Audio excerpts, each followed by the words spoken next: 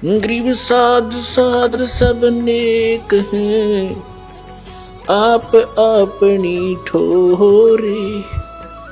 जो सतलोक ले जाएंगे वो साधु कोई और।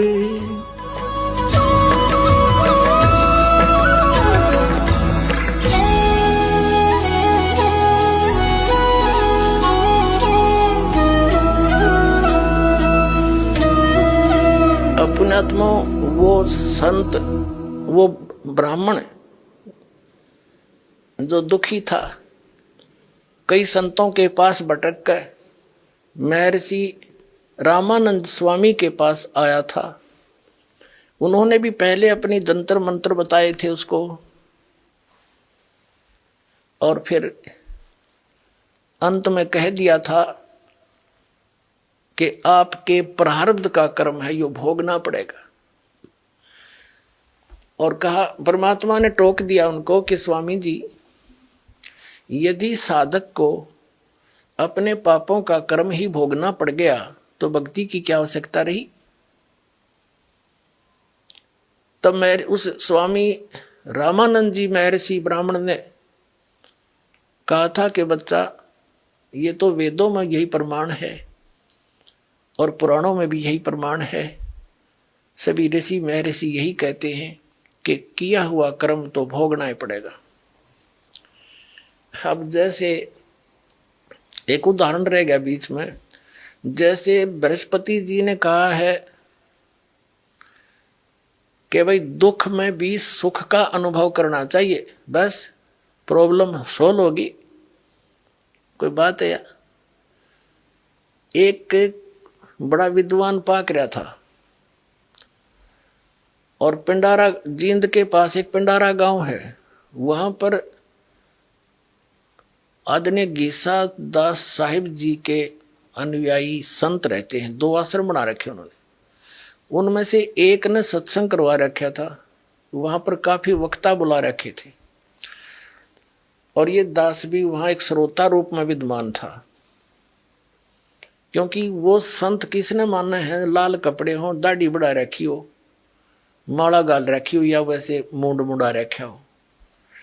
तो उनका एक स्टेज सी ला रखी थी, तख्त डाल के 5-4 तख्त लगा कर उनके ऊपर बैठे थे वह 10-12। तो उनमें से एक उनसे हटकर कुछ ज्ञान दे रहा था। वो क्या कह रहा था कि आत्मा परमात्मा का स्वरूप है, और जो भी कष्ट शरीर को होता है ये प्रारब्ध का होता है। तो वो आत्मा को कष्ट नहीं होता, वो तो शरीर को होता है। और हम अज्ञानता के कारण हम अपने को कष्ट मान लेते, इसलिए दुखी होते। जिस दिन आप ये मान लोगे कि जो दुख तुम्हें है ये शरीर का किया हुआ दंड है, ये शरीर को कष्ट है, आत्मा को थोड़ा ही है, उसी दिन आप सुखी हो जाओगे। अब उसने 2-3 पहले दिन ये वचन करे तो सारे भगत जो श्रोता थे उसके प्रभावित हुए, वाह वाह बड़ी अच्छी बात बताई। तो अन्य श्रोता डिमोरलाइज हो गए। अन्य वक्ता जो उसके साथ बैठे थे वो काफी डिप्रेस हो गए। भाई ये बोले, ये तो सारे इसके पीछे लग लिया। ज्ञान तो उनने भी शायद था, दूसरा ने भी, वो थोड़े से हटकर कुछ अटपट कर रहा था, और कुछ उसकी महिमा बताई जा रही थी कि बड़ा विद्वान है, 4 विषय का आचार्य है। तो आम व्यक्ति और प्रभावित होता था। इन संस्कृत के बोलनिया दिन में फंस रहे थे हम अभी तक। तो अगले दिन भी उसने ऐसे ही प्रवचन किए, और क्या बोला कि एक दिन में चला जा रहा था, एक व्यक्ति रोग से चिल्ला रहा था। मैंने उसको बैठा, उसके पास खड़ा हुआ, उसको समझा कि भाई ये जो कष्ट है तेरे शरीर में, ये शरीर को है, आत्मा को कष्ट थोड़ा ही है। तू आत्मा है, शरीर नहीं है। कहते इतना कहते ही वो चिल्लाना बंद कर दिया। उसने अपने आप को समझा, और उसका शरीर को कष्ट है, रहा रहेगा आत्मा। उसने अपने आप को जान लिया कि मैं आत्मा हूं, उसको कोई कष्ट रहा नहीं। तो अब देखो, भोली आत्मा जो श्रोता है वो तो बेचारे संतों की बात ने सारी सच्ची मानते हैं, सभी को सच मानते। तो बड़े प्रभावित हुए कि भाई ठीक है, तो बात भी सही है, बिना ज्ञान के तो सारी सही लगे हमने। अगले दिन, तीसरे दिन शाम ने सत्संग किया उसने, 12-1 बजे तक सत्संग करके वो अपने कमरे में चला गया। कमरे दे रखे थे उनको अलग उस आश्रम में। उसके 1 बजे से 1:30 बजे से पेट में दर्द हो गया। वो ब्रह्म आत्मा के पेट में दर्द हो गया, चिल्लावा डांगर की डाल, हाय मर गया, हाय मर गया। अब दूसरे आश्रम में गाड़ी थी, उड़द कार ले मांग के वो उस आश्रम वाला महंत संत उसको लेकर जींद ले गए प्राइवेट हॉस्पिटल में, वहां दाखिल कराया, 5-4 इंजेक्शन लाए। तो सुबह आया वो 4 बजे से, वह पीड़ा खत्म हो गई जब पेट की, वापस आया। तो गाड़ी आई तो सब उत्सुक थे भी क्या रहा, संत ठीक हो गया कि नहीं। तो वो संत दूसरे दो नकली तो वह भी थे, लाल कपड़े वाले, वह वीर श्रोता भी गाड़ी के चारों तरफ आकर खड़े हो गए।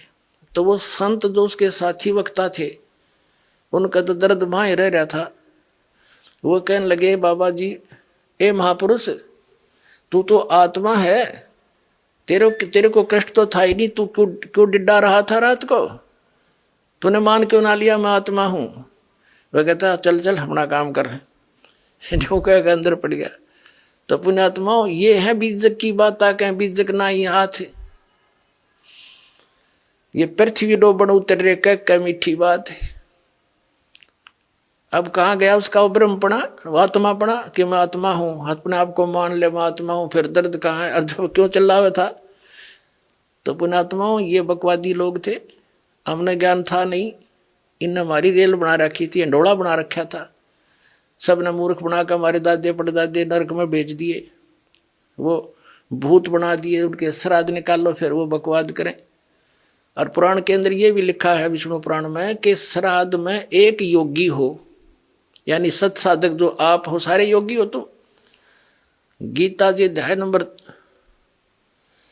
2 के श्लोक 53 में गीता ज्ञानदाता कहता है कि अर्जुन, जब तेरी बुद्धि भिन्न भिन्न प्रकार के भ्रमित करने वाले ज्ञान वचनों से हटकर एक तत्व ज्ञान पर स्थिर हो जाएगी, तब तक तू योग को प्राप्त होगा, तब तक तू योगी बनेगा, भगत बनेगा। सही तो आपको पहले दास योगी बनाता है, और यहाँ जो दान पुण्य किया जाता है, तो आप तो यहाँ हजारों की संख्या में, 1 महीने में तो लाखों की संख्या में योगी भोजन करते हैं, तो आपके पितरों का तो उद्धार हो जाएगा। विष्णु पुराण में लिखा है कि 1000 ब्राह्मण बैठे हो श्राद्ध जी मणिए, और उनके सामने एक योगी बिठा दिया जाना, आप ये सत भक्ति युक्त तत्व ज्ञान से परिचित, कहते उन ब्राह्मणों का भी उद्धार कर यजमान, और उसके पितरों का भी उद्धार हो। तो दास के पास है वो जड़ी, जो आपके पितरों का भी उद्धार होगा और आपका भी उद्धार होगा। ये नकली गुरु ब्राह्मणों का भी उद्धार होगा जो नाम ले लेंगे। तो पुण्यात्माओं, इन्होंने आज तक हमें सच्चाई से परिचित नहीं होने दिया, क्योंकि ये स्वयं भी परिचित नहीं थे। इति सिद्धम।